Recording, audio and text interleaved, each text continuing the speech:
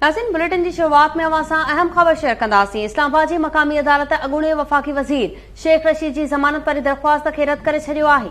बिल्कुल हाँ, इस्लामाबाद जी अदालत शेख रशीद जी ज़मानत वारी दरख़्वास्त ते महफ़ूज़ कयल फ़ैसिलो ॿुधाए छॾियो आहे। इस्लामाबाद जी मक़ामी अदालत अॻूणे वफ़ाक़ी वज़ीर शेख रशीद जी ज़मानत वारी दरख़्वास्त रद्द करे छॾी आहे।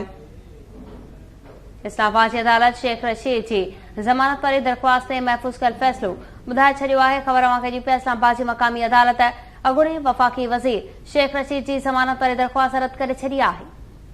इस्लामाबाद जी अदालत शेख रशीद जी ज़मानत वारी दरख़्वास्त ते महफ़ूज़ कयल फ़ैसिलो ॿुधाए छॾियो, जॾहिं त ज़मानत वारी दरख़्वास्त रद्द कई वई आहे। इस्लामाबाद जी मक़ामी अदालत अॻूणे वफ़ाक़ी वज़ीर शेख रशीद जी ज़मानत वारी दरख़्वास्त रद्द करे छॾी आहे। इस्लामाबाद जी मक़ामी अदालत अॻूणे वफ़ाक़ी वज़ीर शेख रशीद जी ज़मानत वारी दरख़्वास्त रद्द करे छॾी। इस्लामाबाद जी अदालत शेख रशीद जी ज़मानत वारी दरख़्वास्त ते महफ़ूज़ कयल फ़ैसिलो ॿुधाए छॾियो आहे। शेख रशीद जी ज़मानत वारी दरख़्वास्त रद्द कई वई।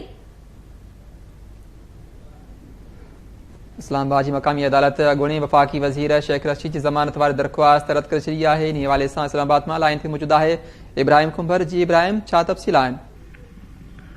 जी ज़ुबैर, बिल्कुलु मुस्लिम लीग अवामी जे सरबराह शेख रशीद जेको हिन वक़्तु 14 ॾींहंनि जे जुडिशल रिमांड ते अडियाला जेल में क़ैद आहे, उन जी ज़मानत जी दरख़्वास्त ते अदालत फ़ैसिलो महफ़ूज़ कयो। जेको फ़ैसिलो हिन वक़्तु उमर शबीर जेको एडिशनल सेशन जज आहे उन ॿुधाए छॾियो आहे शेख रशीद जी ज़मानत जी दरख़्वास्त जेका आहे उहा रद्द कई वई आहे। अदालत फ़ैसिले में इहो चयो आहे त जेके कलम लॻा आहिनि उन जे बुनियादुनि ते जेके इल्ज़ाम आहिनि उन में अदालत दरख़्वास्त जी ज़मानत जेका रद्द करे थी, जेसिताईं शेख रशीद जो इन 61 ऐं 62 में चूंड विढ़ण वारो मामिलो आहे, नामज़दगी कागज़नि वारो मामिलो आहे, त उन ई ते सहियन जे हवाले सां शेख रशीद नई दरख़्वास्त जेका उहा दाख़िल कराए सघिजे थो, जॾहिं त शेख रशीद जी ज़मानत जेका उहा अदालत रद्द करे छॾी आहे। जी ठीकु आहे, वॾी महिरबानी इब्राहिम कुंबर तफ़सील ॾियण जे लाइ।